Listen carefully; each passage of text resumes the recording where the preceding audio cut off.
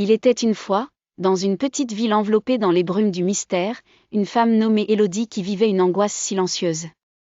Son cœur battait pour un homme brun, aux allures sûres mais cachant de nombreuses blessures. Ce dernier, prénommé Léo, s'était éloigné d'elle sans un mot, laissant derrière lui un vide impossible à combler.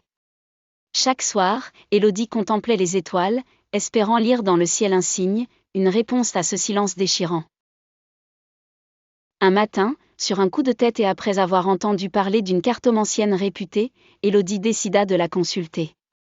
Elle traversa la ville jusqu'à une petite maison ornée de symboles ésotériques, les yeux pétillants d'inquiétude et d'espoir.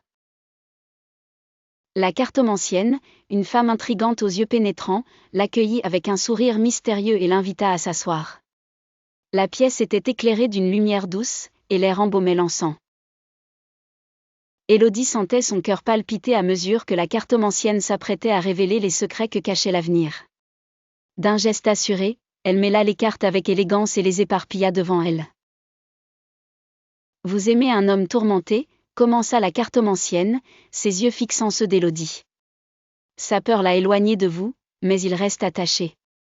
Pourtant, il a besoin de paix pour affronter ses démons intérieurs. » Les mots flottaient dans l'air comme un baume sur le cœur meurtri d'Élodie. Devant les cartes qui présentaient un avenir incertain mais prometteur, la cartomancienne conseilla Élodie avec bienveillance, « Ne perdez pas espoir.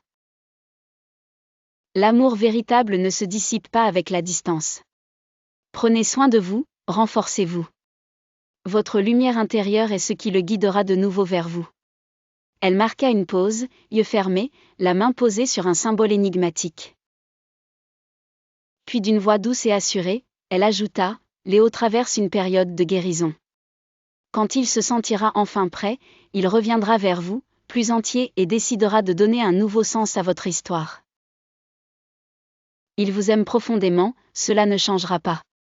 Ce silence n'est qu'un passage, une étape nécessaire à sa transformation. » Élodie remercia chaleureusement la cartomancienne, le cœur apaisé par ses révélations. Elle quitta la petite maison avec un nouvel élan, décidée à croire en la force de l'amour et à se concentrer sur elle-même. L'attente ne serait pas facile, mais elle savait désormais que la patience serait récompensée. Quelques mois plus tard, tandis qu'elle savourait un après-midi ensoleillé sur le banc de leur parc favori, Léo apparut, transformé. Son regard était serein, son pas assuré.